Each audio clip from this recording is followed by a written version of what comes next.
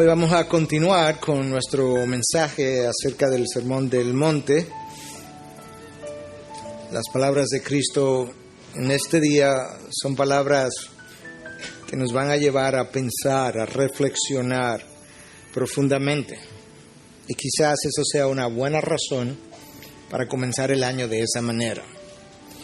No sé cuánto de nosotros nos hemos preguntado alguna vez antes de oír un sermón: ¿por qué yo estoy aquí hoy? Pero si tú no te lo has preguntado, yo quiero preguntártelo. Es una pregunta retórica. ¿Por qué estás aquí hoy? Y en segundo lugar, ¿qué tú quieres que Dios te diga en el día de hoy a través del pasaje que Él haya traído para nosotros? Esas no son mis preguntas, son las preguntas de un misionero que cada vez que iba a predicar siempre hacía las mismas 2 o 3 preguntas. La tercera no la recuerdo. ¿Qué tú quieres que Dios te diga a través de este pasaje? Y con eso en mente comencemos a leer el pasaje de Mateo 5, a partir del versículo 21 hasta el 26. Habéis oído que se dijo a los antepasados: no matarás, y cualquiera que cometa homicidio será culpable ante la corte. Pero yo os digo que todo aquel que esté enojado con su hermano será culpable ante la corte, y cualquiera que diga raca a su hermano será culpable delante de la corte suprema, y cualquiera que diga idiota será reo del infierno de fuego. Por tanto, si estás presentando tu ofrenda en el altar y allí te acuerdas que tu hermano tiene algo contra ti, deja tu ofrenda allí delante del altar y ve, reconcíliate primero con tu hermano y entonces ven y presenta tu ofrenda. Reconcíliate pronto con tu adversario mientras vas con él por el camino, no sea que tu adversario te entregue al juez y el juez al alguacil y sea echado en la cárcel. En verdad te digo que no saldrás de allí hasta que hayas pagado el último centavo. Padre, tú has elegido estas palabras como texto para nosotros hoy en el primer domingo de este año 2011. Tú sabrás la razón. Te pedimos que al final del mensaje nosotros también sepamos la razón. Danos iluminación para ver este texto como tú lo estás viendo en este momento. No nos permita entenderlo a través de nuestra propia sabiduría. Y no le permita al predicador predicarlo a través de su propio conocimiento. El Espíritu que mora en él y el Espíritu que mora en cada hijo de Dios que está aquí pueda juntarnos en un mismo lugar en cuanto al entendimiento de este pasaje. Y te lo pedimos en Cristo Jesús. Amén. Amén. Bendiciones. Palabras chocantes, asombrosas. No solamente para la audiencia de aquella ocasión que las escuchó, pero para nosotros al comienzo de un primer año, comienzo de un año, un primer domingo del año. El texto que yo leí no registra cuál fue la reacción de aquellos que la escucharon, pero a mí no me cabe duda que fue una reacción de asombro, porque ciertamente Cristo comienza a comparar, o quizás es chocante pensar que Cristo quiera comparar el homicidio con el pecado de la ira, y eso es exactamente lo que Él hace. De manera que aún para esta audiencia que conoce todo lo que el Nuevo Testamento tiene que decir, lo cual no era cierto con relación a la audiencia de Cristo, pero aún para nosotros estas palabras son como un poco confusas y ciertamente confrontadoras. ¿Qué es lo que Cristo entiende de la ley que nosotros no entendemos? Yo creo que la respuesta es sencilla, es corta, pero te necesita ser explorada. Cristo entiende el espíritu de la ley y nosotros con frecuencia solamente vemos la letra de la ley. Nosotros tendemos a limitarnos al contenido literal de las palabras en una prohibición X que leemos. Pero Cristo ve la intención detrás de la prohibición. De tal manera que ahora la relación sexual con la mujer ajena no es lo que me hace adúltero, sino la intención detrás de la prohibición. Y de esa misma manera, yo no soy homicida cuando cometo el acto de quitarle la vida a alguien, sino que yo cometo ese acto porque ya yo era homicida. Esto era importante que Cristo lo explicara a esta audiencia, y quizás sea importante que lo explique a nuestra audiencia hoy, porque es una tendencia que está dando la vuelta nuevamente, y es que en aquella ocasión los judíos tomaban la letra al pie de la ley, o la ley al pie de la letra, y cualquier cosa que no estuviera especificado en letra, ellos eran incapaces de encontrar un principio aplicativo para esa prohibición. Déjame ilustrarlo. Si la ley decía, no harás esto o aquello a tu vecino, ellos entendían que, bueno, a mi vecino no se lo puedo hacer, pero a fulano que no es mi vecino sí se lo puedo hacer, porque eso no está en la ley. Y lo que Cristo está tratando de hacer en esta ocasión es, déjame tomar 6 ilustraciones de la ley, que es lo que Él va a hacer en este sermón, y déjame explicarles a esta audiencia la intencionalidad detrás de la prohibición. Y entonces, Él comienza con la primera, 6º mandamiento de la ley de Dios, no matarás. Y comienza a darle su verdadero sentido y significado. Pero no solamente eso, Él no solamente trae un nuevo sentido y significado a la ley, sino que Él trae una nueva autoridad. Porque como aludíamos en el mensaje anterior, hasta ese momento nadie se atrevía a referirse a sí mismo como fuente de autoridad. Los profetas, por ejemplo, decían, así dice el Señor. Ahí estaba la autoridad. O los maestros decían, así dijo Moisés, ahí estaba la autoridad. Ellos apelaban a la autoridad de los profetas anteriores. O así dice la ley, ahí estaba la autoridad. Pero venir ahora y decir como Cristo, habéis oído, pero yo os digo, la autoridad está sobre mí. Eso era completamente nuevo, novedoso para esta audiencia, y eso es lo que Cristo está haciendo. Notemos cómo Cristo dice, habéis oído en vez de habéis leído, porque ellos no tenían la Biblia como nosotros la tenemos, impresas en múltiples idiomas. Solamente los maestros de la ley podían tener acceso a ella, de manera que lo único que ellos podían conocer era lo que los maestros decían. Habéis oído, pero yo os digo, dice Cristo. Y Él se levantaba ahora con una nueva enseñanza, no contradictoria de la anterior, sino complementaria, algo que ampliaba lo que ya ellos sabían, y se levantaba como una nueva autoridad. Hasta el punto que estas son las palabras al final del Sermón del Monte, en Mateo 7:28.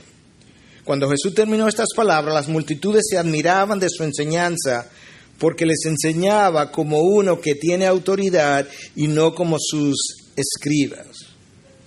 Había algo en las palabras de Jesús, había algo en el tono de su conversación, había algo en sus miradas, había algo en su estilo de vida que le confería una autoridad que ellos no habían visto en los maestros anteriores. Y es por eso que mucha gente estaba abierta a esta nueva enseñanza, de nuevo, no contradictoria con la anterior, sino complementaria, ampliatoria, si pudiéramos decir, de la anterior. Era algo que traía más luz a lo que ellos ya conocían, algo que no se limitaba a la letra de la ley, sino algo que iba al espíritu de la ley. Bajo esta nueva luz, el desear la mujer ajena era considerado adulterio. Bajo esta nueva luz, el airarme contra mi hermano pudiera ser equivalente al homicidio. Con esto, Cristo nos estaba ayudando a entender que lo importante para Dios no es la acción pecaminosa, sino la disposición pecaminosa que precede a la acción del pecado. Aquello que está en mi corazón, aquello que le da origen a la acción, aquello que nadie conoce pero que Dios ve. Los fariseos Hasta ese momento tomaban la ley para juzgar las acciones. Cristo está tomando la ley para decirnos, la ley va más allá y juzga la intencionalidad del corazón. De hecho, en Hebreos 4:12, que es lo que nos dice que la palabra de Dios es más cortante que cualquier espada de doble filo, capaz de discernir las intenciones del corazón y los pensamientos del hombre. Eso es exactamente lo que Cristo está haciendo ahora con la ley. Le está diciendo, la ley es mucho más de lo que ustedes habían imaginado. Habéis oído que se dijo a los antepasados, no matarás, y cualquiera que cometa homicidio será culpable ante la corte. Una vez más, la gente solamente había oído y no habían leído. Y Cristo está usando algo que ellos conocían muy bien, y es que había una corte que juzgaba las acciones. Una corte que en ocasiones era solamente compuesta por 3 personas, en los casos de aldeas de 150 personas o menos, o 7 personas en los casos de pueblos más grandes, o 21 personas en los casos de grandes ciudades. Pero había una corte. Él está hablando de algo que ellos conocían. Esto no es ficticio, esto no es irreal, él no se está inventando esta historia. Él está diciendo, ustedes conocen muy bien que el que comete homicidio es culpable, tiene que responder ante estas cortes que ustedes han establecido en los diferentes sectores. Y yo ahora les digo que aquel que se enoja contra su hermano sería también culpable y digno de ser traído ante la misma corte. Wow. Imagínate tú, un judío del primer siglo, que nunca había oído tal cosa. Un judío que se consideraba que no había violado el 6º mandamiento de la ley de Dios porque nunca había matado a alguien. Ahora Cristo trae una luz que dice, nadie está exento, nadie es inocente ante el 6º mandamiento de la ley de Dios. Todo el mundo lo ha violado. Porque en esencia eso es lo que le está diciendo. Hasta el punto que Cristo dice, te pueden traer ante la misma corte. El pecado de la ira es un pecado universal. Yo no creo que hay una persona aquí que pueda decir que no ha estado airado contra su hermano. Y por tanto no puede haber una persona aquí que sea inocente del 6º mandamiento de la ley de Dios. El pecado de la ira es tan antiguo como el hombre mismo. Apenas teníamos 2 padres, 2 hermanos, y ya Caín estaba enojándose con Dios. Con Dios, nada más y nada menos. Y caminas un poco más adelante y te encuentras a Esaú airado contra Jacob, su hermano. Caín mata a Abel, Esaú quería matar a Jacob. Te mueves un poco más adelante y encuentras a Moisés airándose hasta el punto que no puede entrar a la tierra prometida. Este es el pecado que le quita, que le roba a Moisés la tierra prometida 40 años después de luchas y fatigas y de servicio incondicional a Dios. Este pecado es serio. En el griego hay varias palabras para referirse a ira. Una de ellas es timos, que es una ira que sube rápido y baja rápido. Esa no es la palabra en este texto. Hay otra palabra que es orge, de donde viene la palabra del texto orgizo. Orge, de donde viene nuestra palabra orgía. Es una ira que se levanta en nuestro interior, que permanece y que es alimentada a lo largo del tiempo. Es esa ira que es culpable de ir ante el tribunal y ser juzgada porque pudiera ser comparada con el homicidio, algo que vamos a seguir explorando un poco más durante el mensaje. Esta es la ira que alimentamos con nuestros pensamientos, nuestras disposiciones, nuestra carne, con las cosas que rumiamos del pasado reciente y del pasado lejano. Y es esa ira que cuando está presente en nosotros puede terminar matando a una persona. Es una ira que muchas veces nadie conoce porque es silenciosa, está callada, no está resultando en palabras, pero Dios, que conoce las intenciones del corazón y cuyo corazón es juzgado también por la ley, Él sí es capaz de juzgar esa ira, aún esa silenciosa que nadie conoce. Los judíos están escuchando esto y están teniendo un despertar. ¡Wow! aun si yo no hablo, yo pudiera ser llevado ante la corte si Dios se apareciera aquí en el día de hoy y resulta que Dios se había aparecido entre ellos porque estaba hablando Cristo mismo. Pero Cristo comienza a desplegar un poco la idea de esa ira que puede pasar de estar callada, silenciosa, a la verbosidad. Y entonces Él dice, y cualquiera que diga, ahora la ira comienza a hablar, raca a su hermano, será culpable delante de la Corte Suprema. Cualquiera que se enoja, todavía no ha hablado la ira contra su hermano, sería culpable ante la Corte. Cuando la ira comienza a hablar y dice raca a su hermano, una palabra en arameo que probablemente no significaba nada, aunque algunos piensan que podría significar vacío, inservible, pero la mayoría piensa que era una palabra que tenía mucho mayor fuerza y contenido por el tono con que se decía más que por su contenido mismo. Cristo dice, ese podría ser llevado ante la Corte Suprema. Ya no estamos hablando de la Corte regular, sino el Sanedrín, el máximo jurado ante la nación, la Suprema Corte de Justicia de la nación. ¡Wow! ¿Y por qué? Porque ha comenzado a hablar y ha comenzado a dañar la reputación del hermano, a quien le ha dicho raca, lo ha tratado con desprecio, con desdén. Y ahora está matando su reputación. Está violando la imagen de Dios en ese otro. Eso es exactamente la intencionalidad del sexto mandamiento de la ley de Dios. El sexto mandamiento de la ley de Dios,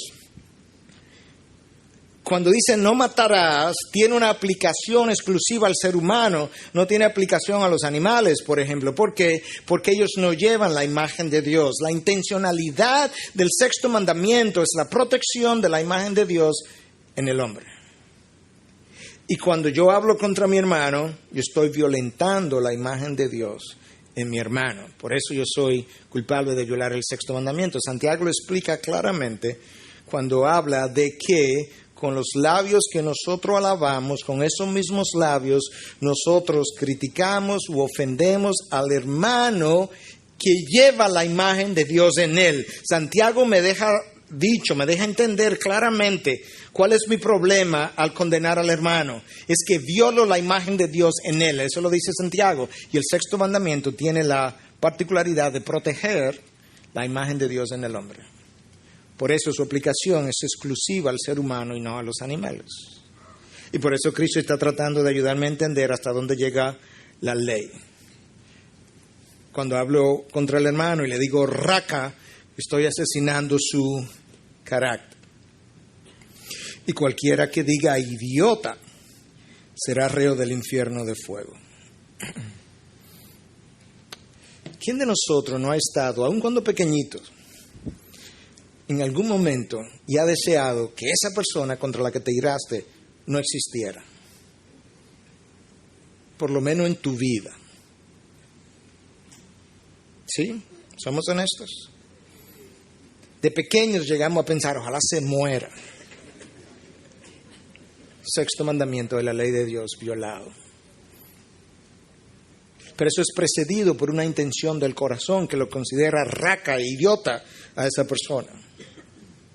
Y Cristo dice, es reo del infierno de fuego. Él está usando ahora una imagen hiperbólica para ayudarnos a entender la seriedad de la ira, la ofensa, la falta de perdón y el enojo contra ese hermano. Entonces él hiperboliza eso, que una hipérbole es algo exagerado, pero no es una mentira. Tú sabes que es exagerado, la intencionalidad es el énfasis de la verdad que tú estás tratando de transmitir, y en este caso él quiere enfatizar la gravedad de esa violación contra la imagen de Dios en el otro cuando me airo contra él y termino hablando contra él. Yo creo entonces que si esto es tan serio, nosotros tenemos que explorar un poco la anatomía de la ira. sin despegarnos mucho del texto, vamos a regresar a él pronto, pero yo creo que tenemos que explorar un poco la anatomía de la ira, porque de lo contrario, esto va a pasar de nosotros y no vamos a comprender exactamente su aplicación y cómo nosotros podemos salir sanados de aquí en esta mañana.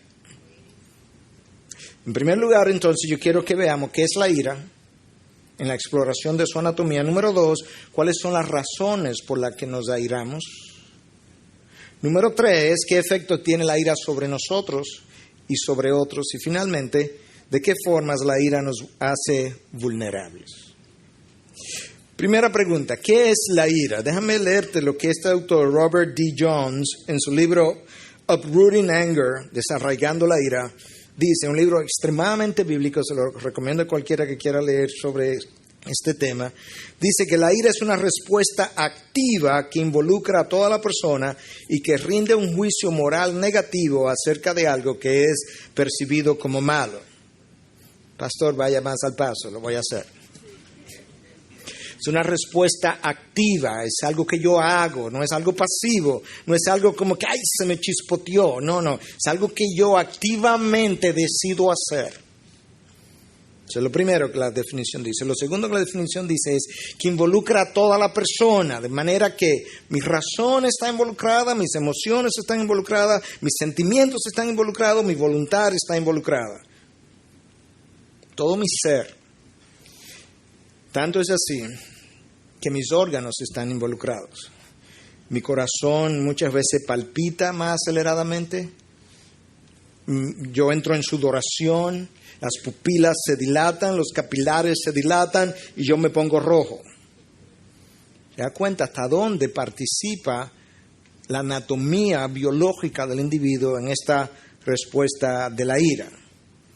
Pero dice entonces que esa ira, yo sigo explicando la definición que leí hace un momentito, dice que rinde un veredicto moralmente negativo. En otras palabras, yo llego a una conclusión acerca de eso que tú dijiste o me hiciste, y esa conclusión es basado en un juicio que yo considero moral y es un juicio moralmente negativo. En otras palabras, lo que dijiste no es bueno o lo que hiciste. Eso es parte de esa definición.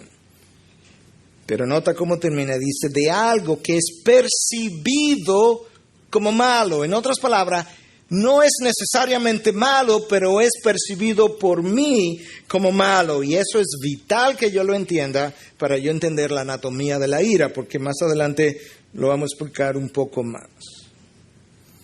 Ahora tenemos una idea de lo que es la ira. Ahora es una respuesta activa que involucra a todo mi ser, que rinde un veredicto moralmente negativo de algo que yo percibo como malo, que quizás Dios no lo ha percibido de esa manera. Ya tú tienes la primera idea de que la ira es egocéntrica. Yo hago el juicio de valor.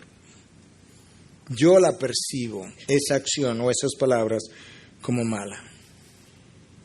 Es importante que yo vea la ira como egocéntrica, porque la ira es algo que se origina en mí, no en el otro. El otro no es el causante de mi ira. Pastor, ¿pero usted ha estado airado? Sí, yo he estado airado. Y también he estado airado y he creído que el otro es el causante de mi ira. Pero yo sé hoy que el otro no es el causante de mi ira. El otro es el revelador de lo que yo soy.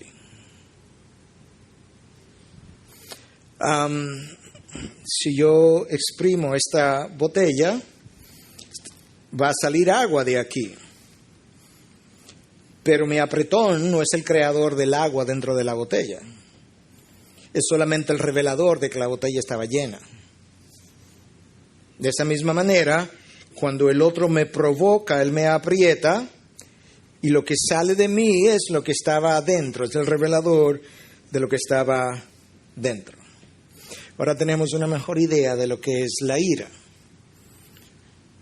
Pero tenemos que seguir explorando qué es lo que causa nuestra ira. Porque Cristo se airó y no pecó. Entonces, ¿qué es lo que causa nuestra ira? Que decimos que es egocéntrica. Y si es egocéntrica, ya usted le puede poner el adjetivo de pecaminosa y ahí vamos a llegar. Bueno, en primer lugar, nos airamos cuando alguien ofende nuestro orgullo. Yo creo que la mejor persona para ilustrar eso en la historia bíblica es Naamán, el capitán sirio. Porque Naamán tenía lepra y él había oído que Eliseo era profeta de Dios. Y también había oído que Eliseo aparentemente tenía ciertos poderes. De manera que Naamán envió a su siervo, ve donde el profeta y dile que yo tengo lepra, yo soy capitán y que necesito cura. Pero Eliseo manda al siervo y dile a Naamán que si él se quiere curar, que se bañe 7 veces en el Jordán. ¡Oh! Escucha las palabras de Naamán en 2 Reyes 5, 11 y 12. Pero Naamán se enojó. ¿Pero por qué? Si le han prometido cura. Con algo tan sencillo, pero escucha por qué. Naamán se enojó y se iba diciendo, he aquí, yo pensé, seguramente él vendrá a mí y se detendrá e invocará el nombre del Señor su Dios, moverá su mano sobre la parte enferma y curará la lepra. Pero no, ni vino, ni se dignó en venir. Mandó su siervo, que me dijera a mí, como si yo fuera un cualquiera. El orgullo está herido. Y es más, mejor me quedo leproso.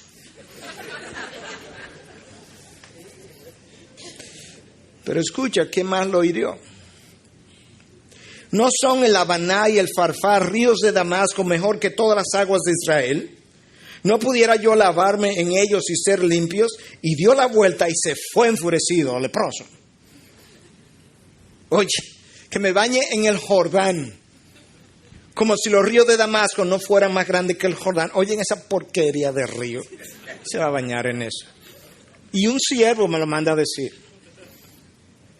El orgullo está herido. Primero, yo soy capitán. Y segundo, mis ríos son más grandes que el Jordán. El siervo de Naamán tiene más sentido. Le dice, pero mi señor, si el profeta a quien tú mandaste te dice que te bañes, ¿por qué no te bañas? Ok. Se bañó Naamán 7 veces y se curó de lepra.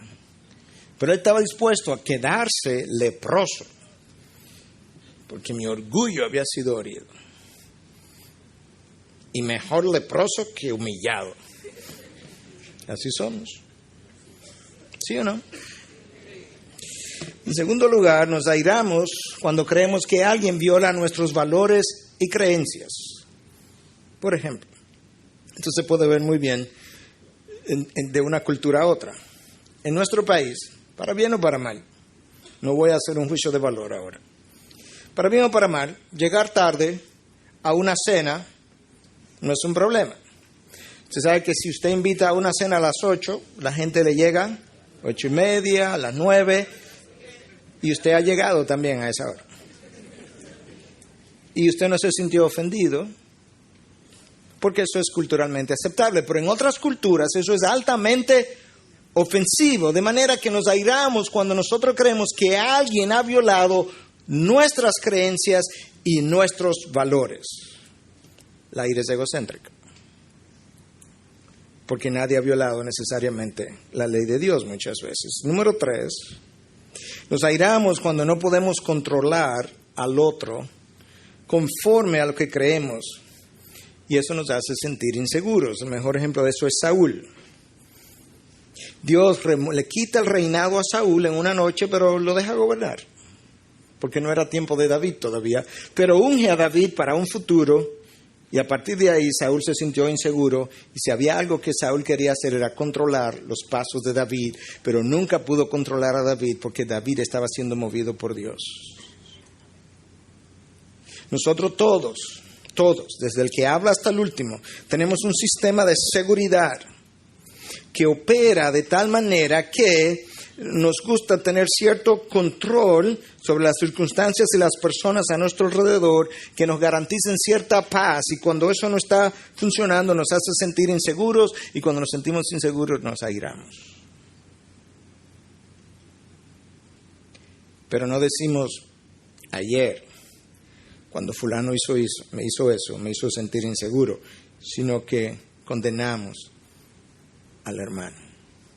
Usted lo ha hecho, yo lo he hecho. Así somos. Y finalmente nosotros nos airamos cuando alguien interfiere con lo que yo quiero hacer. Si usted no entiende eso bien, esta tarde pregúntale a alguien que tenga un niño de 2 años y déjelo que él vaya a hacer algo e interfiera con lo que él vaya a hacer para que usted vea su rabieta. ¡Ah!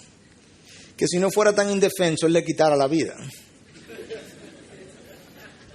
Gracias a Dios que a esa corta edad, Dios los hace sumamente débiles para que no causen mucho daño.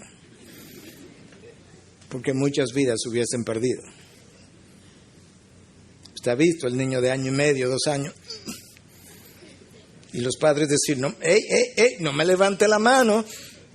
Si hubiese tenido 6 pies, 2 pulgadas, ya la mano hubiera llegado hasta usted. Excepto que él es bien indefenso. La palabra de Dios, tuve eso en la vida de 2 apóstoles, de los verdaderos, Juan y Jacobo. Están predicando la palabra. Esto es lo bueno, que esto que ellos hacen es en medio de una campaña de evangelización. Queremos entrar a Samaria para evangelizarlos.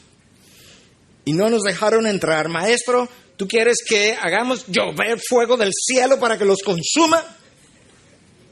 Juan, Jacobo, ¿qué fue? Es que nos impiden hacer lo que queremos hacer.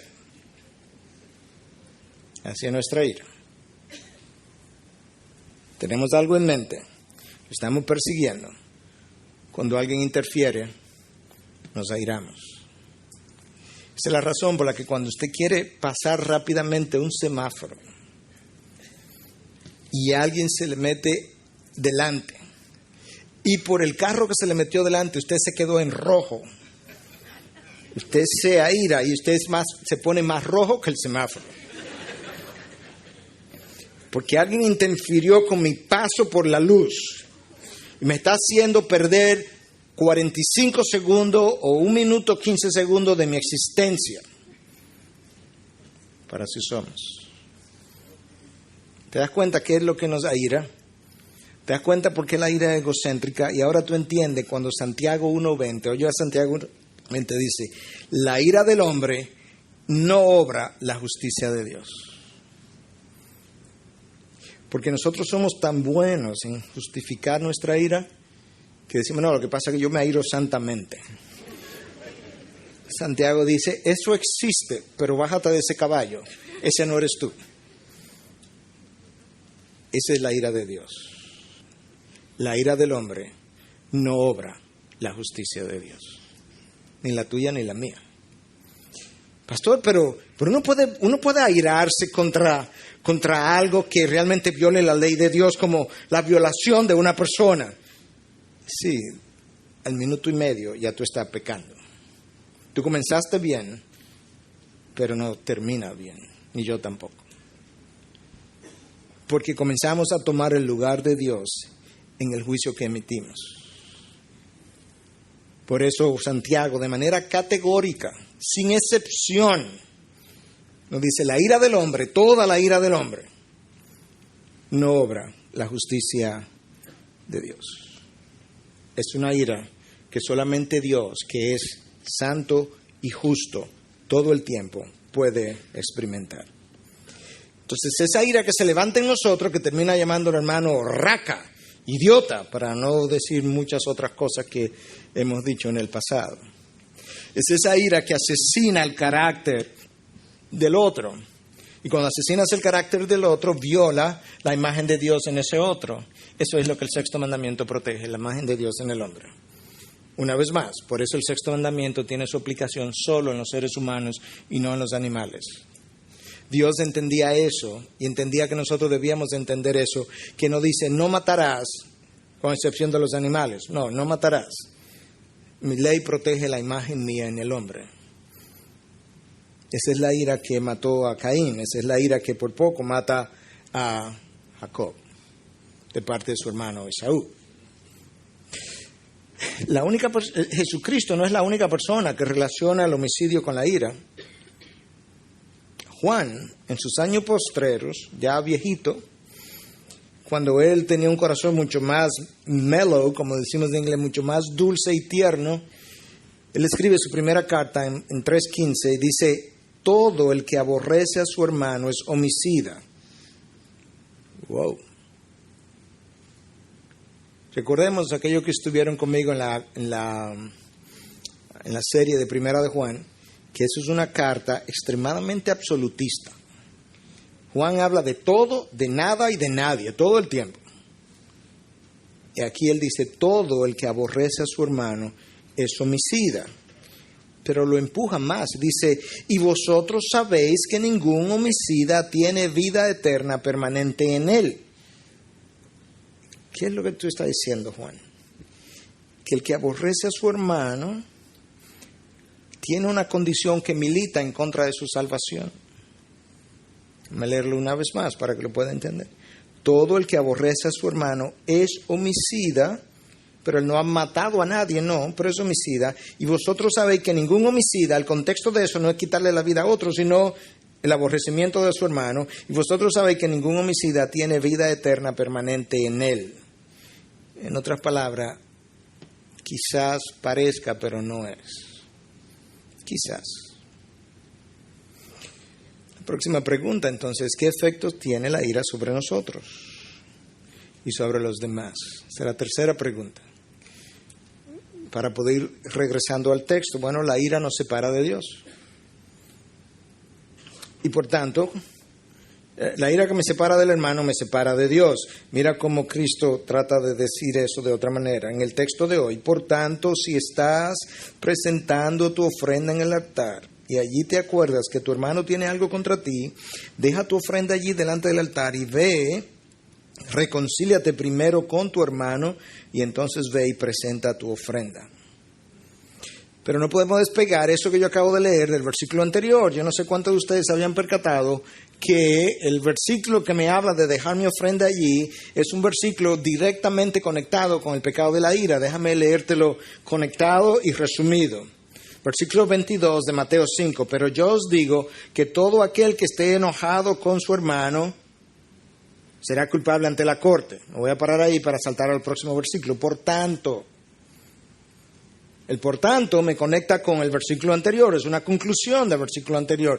Por tanto, si alguien sigue enojado con su hermano, esa es la idea, y está en el culto de la IBI, un domingo en la mañana, y hay una urna aquí donde vamos a traer las ofrendas, y camino a la urna se acuerda: ups, yo todavía estoy enojado con mi hermano, y mi hermano tiene algo contra mí. Deja la ofrenda allí, no la pongas en la urna, déjala allí. Regresa, ve y reconcíliate y vuelve. Y entonces me presenta la ofrenda. ¿Pero por qué? Bueno, porque la separación de tu hermano te separa de mí. Y no me puedes presentar un acto de adoración separado de mí porque yo no lo recibo. Esa es la idea.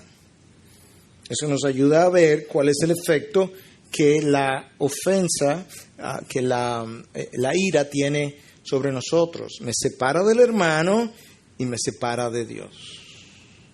Y Dios dice: separados de mí no puedes ofrendarme porque nada podéis hacer, como ustedes bien iban a terminar. ¿Te das cuenta de la importancia que tiene esto para Dios? El primer efecto de la ira es que me separa del hermano. Y el segundo es que me separa de Dios. El salmista apoya eso mismo de otra manera en el Salmo 66, 18, cuando dice: si observo iniquidad en mi corazón, el Señor no me escuchará. El salmista está diciendo: si observo iniquidad, en este caso de la ira, la irreconciliación con mi hermano en mi corazón, eso afectará profundamente la eficacia de mi oración, porque Dios no me escuchará. El poder de mi oración está directamente relacionado al estado en el que yo me encuentro con Dios. El Talmud judío, que reunía muchas de las enseñanzas rabínicas, decía que el sacrificio que se ofrecía el día de la expiación era un sacrificio que podía perdonar el pecado entre el hombre y Dios, pero que no podía expiar el pecado entre el hombre y el hombre a menos que esos dos hombres estuvieran reconciliados. De manera que las enseñanzas rabínicas habían entendido la importancia que tenía para Dios la reconciliación entre los hermanos. Que ellos no vivieran eso es otra cosa, pero lo habían entendido. Entonces la ira me vuelve vulnerable. Me vuelve vulnerable ante los hombres. Mira cómo Cristo trata de explicar esto que yo acabo de decir. En el texto de hoy, versículo 25. Reconcíliate pronto con tu adversario mientras vas con él por el camino, no sea que tu adversario te entregue al juez y el juez al alguacil y seas echado a la cárcel.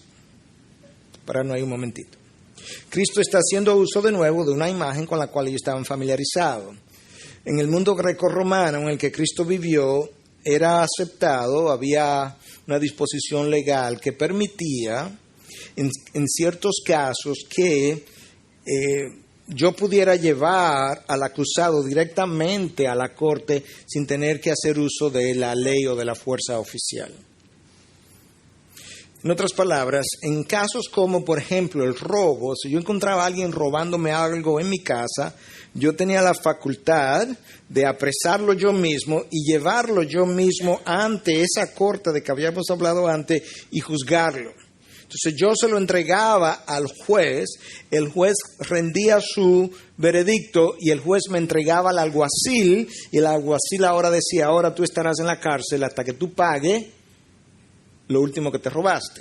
Esa es la idea. Cristo está usando esa imagen para ilustrar una verdad espiritual. Y entonces Él termina diciendo, en verdad te digo que no saldrás de allí hasta que hayas pagado el último centavo. En otras palabras, la ira, la irreconciliación que me metió en la cárcel emocional en la que ahora yo estoy viviendo, me dejará en la cárcel emocional hasta que yo no haya perdonado la última ofensa que se haya cometido contra mí. Y ahí estoy preso. Y de ahí yo solamente salgo por medio de el perdón. Lo que Cristo está diciendo ahora, fíjate que dice, ponte de acuerdo con tu adversario cuando vaya por el camino, era que si yo agarré el ladrón en mi casa con la mano en las masas, como decimos, y ahora yo lo estoy llevando ante el juez en el camino, oye, ponte de acuerdo con la persona que te lleva, dile que tú le vas a pagar lo último que le has robado, que tú harás restitución, no sea que él te entregue al juez y el juez al alguacil. Cristo ahora está diciendo, oye, reconcíliate con tu hermano, no sea que yo, el juez, te entregue al alguacil y el alguacil te ponga en la cárcel emocional y espiritual en la que vas a vivir hasta que perdone la última ofensa. De manera que la irreconciliación con el hermano me hace vulnerable ante los hombres, ante Dios, y peor todavía ante Satanás. Escucha como Pablo lo dice en Efesios 4:26. Airaos, pero no pequéis. No se ponga el sol sobre vuestro enojo, ni deis oportunidad al diablo. Airaos, pero no pequéis. La mayoría de los estudiosos están de acuerdo que el sentido de este verso no es que Pablo está diciendo, aírate, pero aírate santamente. Eso no es lo que Pablo está diciendo. Sino que el sentido es más bien esto. Oye, trata de no airarte, pero si te airas, resuelve eso pronto, porque tú vas a terminar pecando. Que no se ponga el sol sobre vuestro enojo, no es que para la puesta del sol ya tú estés reconciliado. Es una manera de decir, oye, reconcíliate rápidamente, perdona eso rápidamente, porque en la medida en que tú le das tiempo a esa irreconciliación, en esa misma medida tú le estás abriendo mayores puertas a Satanás. Tú has estado ahí y yo también, más de una vez. Y entonces Satanás comienza ahora a ganarnos la batalla y a ganarnos el terreno. La pregunta es, ¿cómo lo hace? ¿Quién de nosotros pudiera decir que no se ha dejado ganar terreno por Satanás en algún momento? Cada uno de nosotros ha tenido una batalla que la ha perdido de esa manera y quizá más de una. Subconscientemente lo que hacemos es que le abrimos esa puerta a Satanás y él captura mi mente con la ofensa recibida. Una vez la mente capturada, yo pierdo toda objetividad. Ya he comenzado a perder terreno, porque no puedo ser objetivo ahora en lo sucesivo.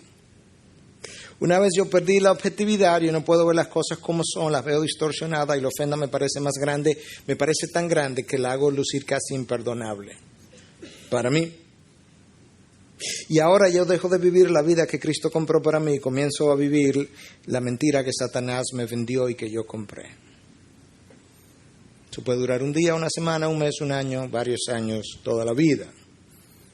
Entonces ya tú estás teniendo una idea de cómo esto ocurre. Una vez todo eso está ocurriendo, yo me voy alejando de Dios, me voy alejando de todo lo que tiene que ver con Dios, su oración, su palabra y su pueblo. ¿Viste los pasos cómo se dan? Déjame repetírtelo rápidamente. Primero, la mente es capturada por la acción, por las palabras. Es atrapada, es presa ahora la mente. Luego la objetividad es perdida. En tercer lugar, yo vivo no la vida que Cristo compró para mí, sino la irrealidad que Satanás me vendió, su mentira. Mi orgullo es atizado. Mi herida ahora hace lucir, o mi orgullo atizado hace lucir mi herida fuera de proporción, de proporciones gigantescas, hasta el punto que casi el pecado me parece imperdonable. Y esa herida vista de esa manera me aleja de Dios y de todo lo que tiene que ver con Él, su palabra, su pueblo, su oración. Ahora verdaderamente soy presa. Y de repente, sin darme cuenta, yo soy un guante en las manos de Satanás. ¿Ya ha estado ahí, verdad? Yo no sé si usted quiere ser tan honesto como yo lo voy a hacer, pero yo he estado ahí. Y usted sabe que el guante se mueve en la dirección en que la mano lo lleva. Esa es la anatomía de este pecado que Cristo está tratando de desenmascarar en el Sermón del Monte. Yo no sé si usted ha oído alguna vez a cristianos decir, bueno, yo no me llevo tanto de los 10 mandamientos, yo sigo el Sermón del Monte. Yo no creo que él sabe lo que está diciendo. Es mucho más fácil cumplir la letra de los 10 mandamientos que el espíritu del Sermón del Monte. Esto es increíble. Esa ira ahora así alimentada va generando nuevos pecados en mí, en mi mente, en mi corazón, en mi voluntad. ¿Y sabe lo que comienza a hacer? Me va destruyendo. Los salmos varias veces hablan del efecto físico de la amargura. Proverbios habla del efecto físico del corazón alegre, del espíritu alegre. Dios sabe. Dios sabe. Ve y reconcíliate con tu hermano. Airaos, pero no pequéis. No dejéis que el sol se ponga sobre vuestro enojo. Inmediatamente después que Pablo nos da esas palabras, 2 o 3 versículos más adelante, en el mismo capítulo 4 de Efesios, versículos 31 y 32, escucha lo que Pablo dice: sea quitada de vosotros toda amargura, enojo, ira, gritos, maledicencia, así como toda malicia. Sed más bien amables unos con otros, misericordiosos, perdonándoos unos a otros, así como también Dios os perdonó en Cristo. No podemos despegar el versículo 31 del 32. Nota cómo el 31 me manda a quitar de mí toda amargura, enojo, ira, gritos, maledicencia. El 32 me dice cómo. ¿Cómo? Sed más bien amable, misericordioso, perdonándoos unos a otros. La manera como yo me quito la ira, la amargura, el enojo, la maledicencia, es perdonando. No es diciendo un día en oración, yo renuncio a esta ira. Doesn't work, no funciona eso. Yo tengo que perdonar. ¿Recuerda cómo el autor de aquel libro decía que es un proceso activo? De esa misma manera es el perdón, es un proceso activo, es algo que yo hago, que yo decido hacer. Y entonces, cuando yo decido hacer eso, me convierto en una persona amable, misericordiosa, humilde, tierno, manso, en alguien como Cristo. Wow.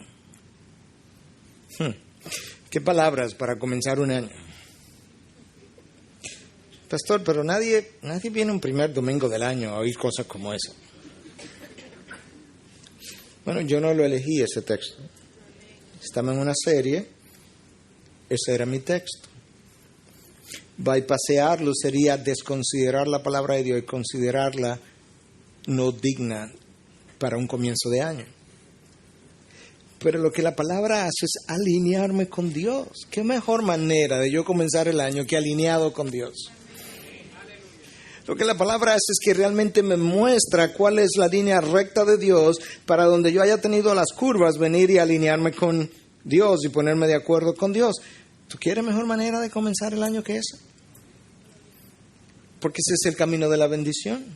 Ese es el camino de su visitación. ¿Tú no quieres la visitación de Dios en el 2011?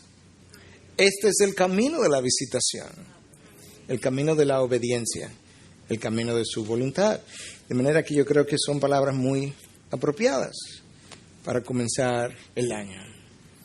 Antes de orar, yo quiero que reflexiones conmigo medio minuto, un minuto. En tu mente, ¿tienes a alguien con quien tú necesites reconciliarte? ¿Un hermano? ¿Un hijo? ¿Un amigo? ¿Un padre? ¿Un padrastro? ¿Una madrastra? ¿Un hermano biológico? Si tú tienes a alguien, yo quiero, en el nombre de Cristo, pedirte que hoy tú decidas reconciliarte con Él. Y que tú tomes la decisión hoy y vayas y te reconcilies con Él. De manera que en un momento, cuando cerremos los ojos y yo vaya a orar, yo voy a pedirte, si tú estás en esa condición, que donde tú estés te puedas poner de pie para orar contigo y te quedas ahí. Pero esa es tu declaración pública, al ponerte de pie, es tu declaración pública de que a partir de hoy tú vas a buscar a esa persona y en cuanto dependa de ti, tú vas a hacer lo que te toca hacer para reconciliarte con él. El resto, si él o ella no quiere, ya es problema de ese otro. Cierra tus ojos, baja tu cabeza. Yo quiero orar por ti. Desde aquí tú te vas a quedar donde estás, pero si tú reconoces que tienes una situación en la que tú necesitas ir y reconciliarte o hacer el intento de la reconciliación, pedir perdón, perdonar con tu hermano, para que este 2011 comience a la manera de Dios, ¿por qué no te pones de pies ahí donde estás y te quedas ahí de pie? Amén, amén. Ahí donde estás. Dile, Señor Jesús, gracias por tus palabras en este principio de año, por la claridad y la convicción que traen a mi vida. Te pido perdón por el enojo, la ira, aquello que no había visto de esta manera. Y te doy gracias por el perdón que me concedes hoy. Gracias. Yo aquí parado ante tu pueblo hoy, yo decido que en cuanto dependa de mí, yo voy a hacer lo que me toca hacer para perdonar y ser perdonado y ahí tú le pones nombre a la persona. Toma a esa persona y preséntasela al Señor. Y dile, Señor, prepara el corazón de esta persona para mis palabras. Yo voy a hacer lo que a mí me toca. Y voy a confiar en que tú harás lo que solamente tú puedes hacer. Dile, Señor, si soy perdonado o no, ya no es mi problema. Mi problema termina en el ir y en hablar. Yo quiero ser como tú. Y para hacer esto, Dios, que yo no puedo hacerlo en mi carne, yo te pido que me dé tus ojos, que me dé tu mente, me dé tu corazón para sentir, y tu amor incondicional para amar y ahí le pone nombre a esta persona. Yo quiero honrarte en este principio de año, pero necesito de tu ayuda. Nuevamente, Dios, dame tus ojos, dame tu corazón, dame tu voluntad. Yo quiero ser como tú, y yo te lo prometo en este día, en Cristo Jesús. Amén. Integridad y Sabiduría es una producción que llega hasta ustedes gracias a los aportes de individuos y empresas comprometidos con la defensa de la fe. Para más información, preguntas y comentarios, visite nuestra página de internet www.integridadysabiduría.org. En esta página encontrará información sobre la producción de este y otros recursos que ponemos a su disposición, como también las formas en las que usted puede contribuir con la producción de programas como estos. Les invitamos nuevamente a visitar nuestra página de internet www.integridadysabiduría.org. Será hasta la próxima, cuando nos reencontremos con Integridad y Sabiduría.